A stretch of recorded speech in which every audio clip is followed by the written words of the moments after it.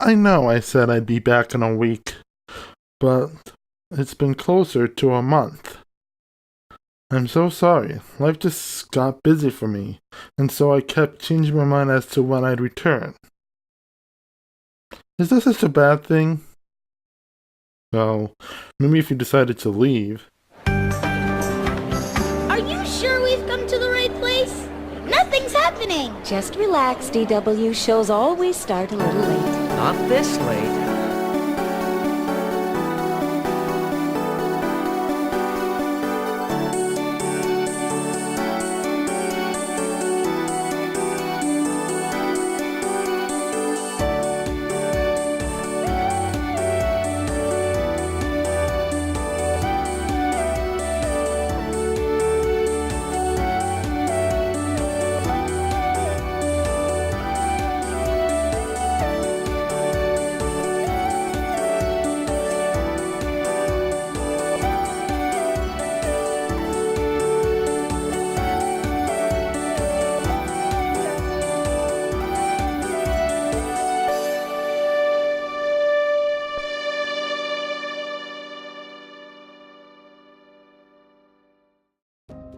Welcome back to Modern Nostalgia. If you remember all the way back to our very first episode, I talked about how we tend to lose our creativity. And if you are a creative individual like I am, you know that growing and developing your creativity is inevitable and necessary. And with that growth comes change. And with that change comes the angry fans who do nothing but complain about how things should be the same and different at the same time. And today, I want to talk about 4 times this happened in fandoms I'm a part of. First, there's House of Anubis. If Harry Potter was a girl and magic was replaced by ancient Egyptian gods and a pseudo mix of Greek and Egyptian mythology, that's House of Anubis in a nutshell. Of course, the show is nothing compared to its original Dutch counterpart, Het Huis Anubis. But in later seasons of the English version, they kept butchering the plot to make it more dramatic, which I literally said on this channel before. Wait, evil person welcomed into Sabuna at first, only one person refuses to trust them, and the inclusion of secondary characters that are the new Anubis house residents. This clearly is Het Huis Anubis and the Turkier van Sibuna, butchered and made more dramatic like only the House of Anubis writers could do. But that's not the change I'm talking about. I'm talking about a change that was done in both the Dutch and English version because the producers had to. That change was the result of a main cast member deciding to leave the show for other opportunity. In the Dutch version, the actress who played Mara decided to leave mid-season 2, and the producers already had a major plot developed for her that season. So they wrote her out and brought in a new character, Noah, to take her place. Noah wound up becoming more popular than Mara ever was. But in the English version, Natalia Ramos, the actress who played the main protagonist, Nina Martin, left after finishing season 2 to focus on her schooling. The producers also to do something similar, write her out and bring in a new character to take her place. The fans' least favorite, Katie Rush. What both shows had in common is that the character that left had a storyline with them being the chosen one. In the Dutch version, Mara wasn't revealed to be the chosen one yet, so they could more easily write in that Noah was the chosen one. But with the English version, Nina was already revealed to be the chosen one. They had to focus on her male counterpart, the Osirian, which was revealed to be Eddie Miller. Now, the role of the Osirian is meant to be the one who protects the chosen one, yet with Nina gone, they decided to write it out this way. So you're saying all of this is because you're the Osirian? Nina said the Chosen One and the Osirian needed to be kept apart. So there wasn't anything between you? No, no. She just gave me the locket. Okay, she said it had to be here and I needed to bring it back. And she asked me to give you a letter. I found out that the Osirian and the Chosen One have to be kept apart or terrible things will happen. I started to tell Eddie, but then my gran got ill again, and that's when I decided I wasn't coming back. So how is he supposed to protect the Chosen One when they're forced to be a million miles apart? Asked the writers. They cooked up this half-lazy explanation that left poor Fabian heartbroken, and at least somehow ends up with more, and how can this be? It doesn't seem... Okay, enough of my complaints. Overall, I felt like Season 3 is my second favorite storyline after Season 1. It was the most suspenseful, dramatic, and much more dangerous for Sabuna than any season of the show. Yet fans felt that without Nina, the show fell to pieces for no other reason. Sure, I shipped Fabina as much as the next fan, but I didn't start watching for Fabina. I came for the mystery. Where's Joy? Is Victor really near 100 years old? Is Rufus Zeno a good or bad guy? And what was the treasure Sarah was talking about that Victor and Rufus are determined to find before Sabuna? Yet, fans missed out on a spectacular season because their favorite character wasn't there. Personally, I don't get that sentiment. If there's a silly reason to stop watching a show, stay tuned because we're just getting warmed up here. Next up is Thomas and Friends. Fans have a love-hate relationship with certain parts of the franchise's history. The Rare series books? Good. Seasons 1 through 5? Very good. Thomas and the Magic Railroad? Meh. The unreleased Lost edition of the aforementioned movie? Better. And the fandom's Holy Grail. No, not that Holy Grail. Seasons 6 and 7? The beginning of the end. Seasons 8 through 11? Morals over action. Season 12? What the heck is this? Edward wasn't looking at the red signal. Flatten my fender. Edward applied his brakes, but too late. The shine... Seasons 13 to 15? Terrible. Season 16? A step up, but still bad. Season 17 to 21? The Renaissance by new head writer Andrew Brenner, or what fans like to call the Brennersance. And now we're at the upcoming season, Season 22. Also known as the beginning of Thomas and Friends' Big World, Big Adventures. Big World, Big Adventures takes Thomas the Tank Engine on a journey all around the world.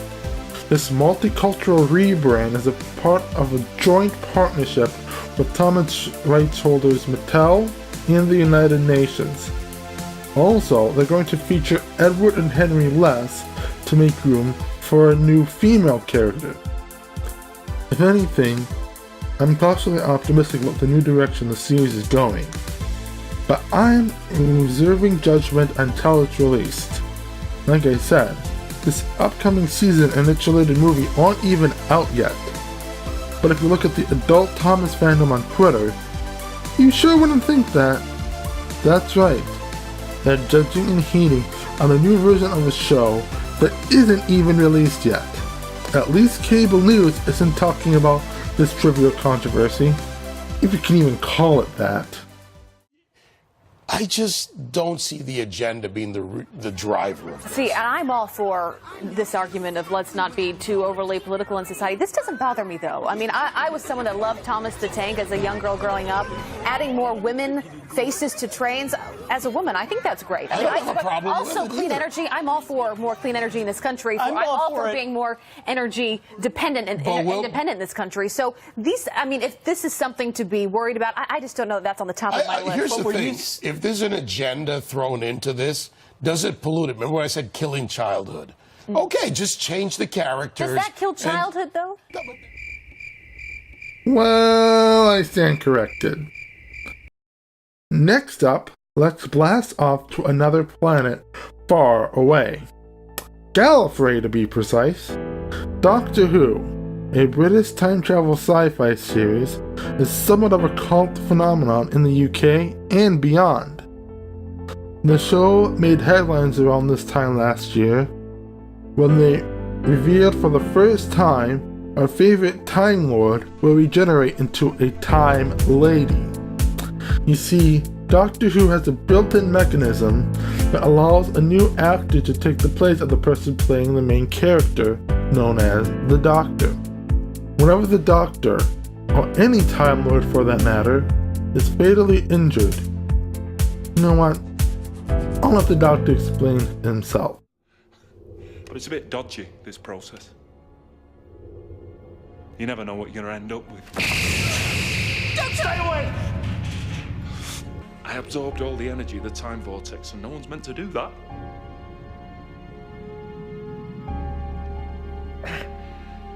Every cell in my body's dying. Can't you do something? Yeah, I'm doing it now. Time Lords have this little trick. It's sort of a way of cheating death. Except it means I'm gonna change. And I'm not gonna see you again, not with this daft old face. Before I go, I just want to tell you were fantastic. And you know what? So was I.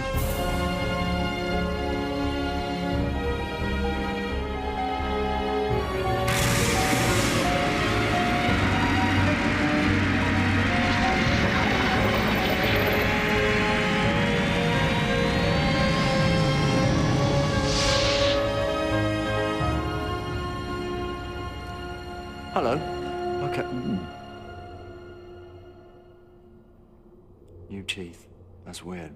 So where was I? Oh, that's right. Barcelona. The show first ran in 1963 up to 1989, known as the Classic Era. This was followed by a 1996 movie, and the show was finally revived in 2005 and has continued on through today. In the 70s, it was hinted that sex could change from male to female following regeneration, but the concept wasn't really explored on screen until Miss revealed herself to be a new female incarnation of the Doctor's childhood friend turned foe, the Master. And in this past Christmas special, Twice Upon a Time, the 12th Doctor regenerated into the 13th Doctor. From Peter Capaldi to Jodie Whittaker, the Doctor will be portrayed by a woman for the first time in this upcoming season. Yet there are fans who believe the show is only going to go downhill from here on out. Seriously, there's nothing being done out of political correctness when the BBC decided to cast Jodie Whittaker as the Doctor. The Doctor is a time-traveling alien that can regenerate after an otherwise fatal injury, and it has already been established that it can result in a transformation from male to female and vice versa as a result of regeneration. Sure, you can watch our first episode and think she's the worst choice to play the Doctor. That's your opinion. But you can't seriously think that the show is now hot garbage because a woman is now playing a character instead of a man as it's been for the past 50 so years. There's far worse things you should be legitimately upset about. Now, I have one more case as to changes fans are upset about, but it's not a TV show. This person produced a meme in 2017. Who is it? You would not believe your ears, 'cause Owl City's here. I'd like to make myself believe that planet Earth turns slowly. Now, contrary to popular belief, Owl City is not a band. It's one person, Adam Young. Adam started Owl City in 2007 producing a blend of emo and electronica tunes in his parents' basement as a form of escape. He uploaded the tracks to MySpace for his close friends and family, only for it to sort of wind up becoming viral. And that caught the attention of scouts at Universal Republic Records, the label he was signed to from 2009 until about February 2016. Fans of Owl City and Adam Young call themselves Hoot Owls. Now you would think that Hoot Owls would solely be comprised of die-hard fans, where Adam could literally release 3 minutes of silence and the fans would still love it.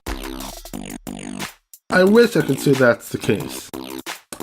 Over the years, Owl City sort of evolved from an emo electronica blend to synth pop, and then in 2012, with the Midsummer Station, full out pop. Released in 2009, Oceanage is the home of the #1 hit in 2017 meme, Fireflies, while he had a less successful follow-up in 2011 with All Things Bright and Beautiful. Immediately following that album, he began to work on his 3rd album under Universal Republic and his 4th album overall. He chose to work with outside producers and co-writers for the first time, aiming to create a more accessible pop sound. Owl City is known for dreamy lyrics like this. I'll watch the night turn light blue, but it's not the same without you, because it takes 2 to whisper quietly. On crystal sand, we sleep hand in hand, while soothing words hover like hummingbirds. Was now producing songs like this.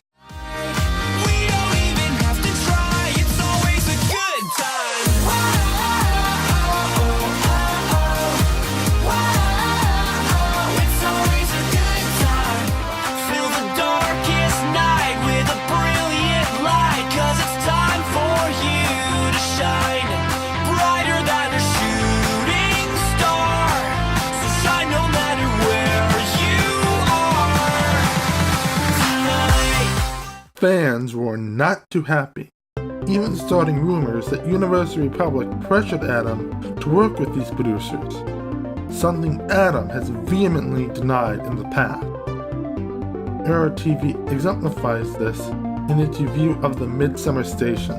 The first time he's ever worked with outside writers or producers, and it really shows in a bad way, and some growing pains are definitely shown here. Now, Adam said that he wanted to not make the same album twice, which he's never done, but he said he wanted to be more creative, when in reality this is his least creative album yet. I mean, what's creative about hiring an outside writer, or not hiring the record label making you have outside writers and producers because the last album didn't sell as well as you wanted it to, you know? However, it grew on him over time, as seen here as it took a spot on his Best Albums 2012 video. Owl City, the Midsummer Station. Number 6 is The Midsummer Station by Owl City. I know what you're thinking, John, why is this on the list? I thought you didn't even like this record. I thought it was a total change of pace. Well, it was, but it totally grew on me. You know, the more and more I listen to it, all I can say about this record is that it's incredibly catchy. I can't say it's well written, really. I mean, there's some songs that are, like Silhouette, but you know, the lyrics, while they are kind of shallow at times, it's just really here about having fun. Now, as a subscriber to John's channel, I will say that I respect his opinion in general. Everyone is entitled to their own opinion, and in general, John and I agree in a lot of areas. But in terms of Owl City, we tend to disagree on nearly every negative opinion he has on some of Adam's newer stuff. Notice I said nearly. I'll clarify that in a minute. 2013 was a strangely absent year from Adam, releasing an acoustic EP of the singles from the Midsummer Station, as well as 2 B-sides he had performed live in the past. He also released a few songs from different movies from that year as well. But by 2014, Owl City returned with a new EP called Ultraviolet, which many fans regard as Adam's last good release overall. He planned on releasing a series of EPs following Ultraviolet, but he instead later opted, for whatever reason, to release a fifth album in 2015. And again, fans were upset that the magic was gone. Granted, some of the singles were a bit pandering, but I still really liked Mobile Orchestra. Was it Adam's best work? No. But given it's more like a mixtape sampling different styles that Adam can do, I felt it was an answer to people who only ever dismissed him as a ripoff of the Postal Service. A comparison I don't see, and frankly feel has no merit. All Owl City and the Postal Service have in common is that it's electro-pop. That's it. It would be like saying OneRepublic is a ripoff of Coldplay because they create piano-driven pop songs. But after leaving the label following Mobile Orchestra, he released a bunch of conceptual instrumental albums in the vein of movie scores. Then, in 2017, Owl City returned, sort of. He announced in late October that he would be releasing his first independent album in a while, entitled Cinematic. That album just came out last week.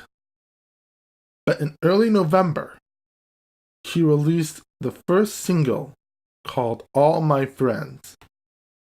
As an Owl City fan myself, let me show you what it was like. I'll be awestruck saying, awestruck, they either got real good or they got real good luck. And I'd be lying if I said that I could take any more, cause I've been on my own trying like never before. And I was lying on the couch and there's this knock on the door, and it's like, all my friends, whoa, come right in, whoa. What the hell was that? I don't want to hear any more of this stupidity. After hearing the song, my faith in Cinematic was shattered to pieces. John from ARTV shattered it to pieces as well, and I can honestly say that all my friends deserved it. Well, aw shucks, y'all, we're here for a review of that new Owl City track, and I hope y'all are going to be tuned in because this one's going to be real good, y'all. I don't ever want to hear this again. That's how bad this is to me, and it reminds me of camp and my youth in the worst ways. It's like your dad and uncle sitting around the campfire trying to sing you a song, and they're like, haha, it's funny, and they keep elbowing you, and you're like, get me out of here.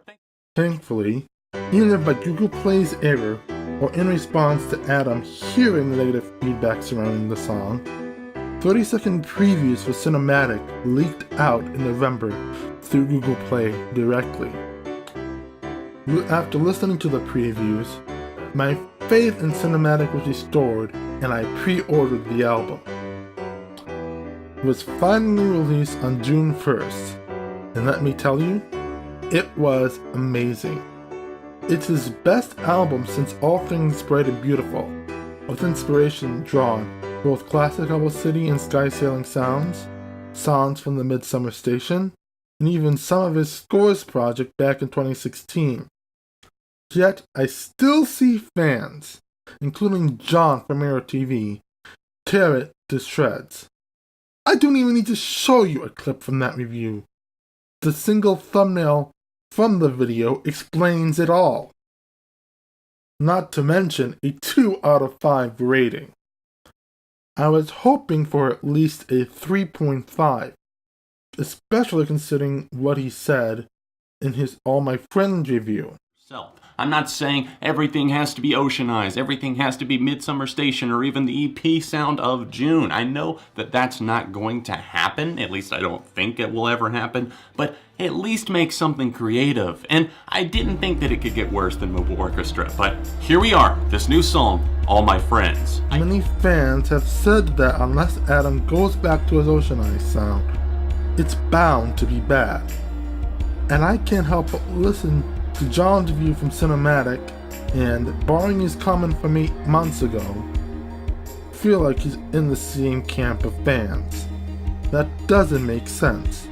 Artists grow and develop, just like anyone else. He's no longer trying to make music in his parents' basement as an escape, so of course the new songs are going to sound different. He even said in a recent interview that he may return to that sound one day. But would John even notice? For instance, he's called songs like Tokyo uninspired and Cloud 9 as so cheery that it could be on a children's album. Yet Tokyo and Cloud 9 are as close to an oceanized cut as you can get in recent memory. But it seems that Adam Young is the only artist who can be attacked for doing exactly what he set out to do. The abstract, dreamy, and quirky lyrics from All Things Bright and Beautiful, it all sounds the same. The mainstream, accessible pop songs in the Midsummer Station, he's lost his magic touch. Mobile orchestra trying to explore different sounds and styles in each song, it's not cohesive enough. Cinematic trying to tell stories from his life, it's too simplistic, no longer abstract and dreamy. Electronic or synth pop, still channeling that Postal Service ripoff. More acoustic and guitar-driven songs? Where's the electronic elements that I came for? Adam Young just can't win. Does that make me just a zealous fanboy, even though I admit all my friends is heart garbage? Maybe, but if you keep putting Owl City in a box and not let music speak for itself, you're setting yourself up for disappointment. If anything, I'm more upset that John didn't talk about some of the better cuts in this review, like Be Brave or House Rent, and more so focus on how cheery the songs he didn't like are, as if that's a bad thing. You know, the last time I checked, I don't recall Owl City ever being super depressing or sad. And if the lyrics were sad, they were juxtaposed with uplifting chords and melodies, like in Bird with a Broken Wing. Sure, everyone is entitled to their own opinions, and John was pressured to get this review out fast, but I can't help but think John rushed the review and went in expecting it to be bad.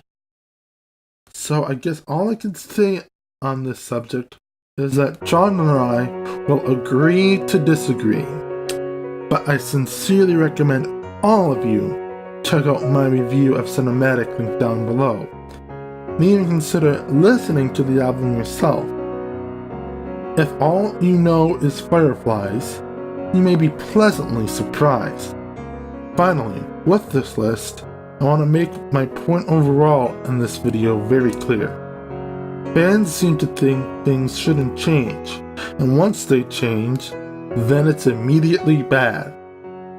I encourage every one of you, no matter what or who you're a fan of, don't jump out of the fandom yet and give it a chance. If afterwards you sincerely think you don't like it, fine. But don't just assume old is better and change is bad. People grow and change. And as Adam says in Firebird, it's alright, 'cause everything changes.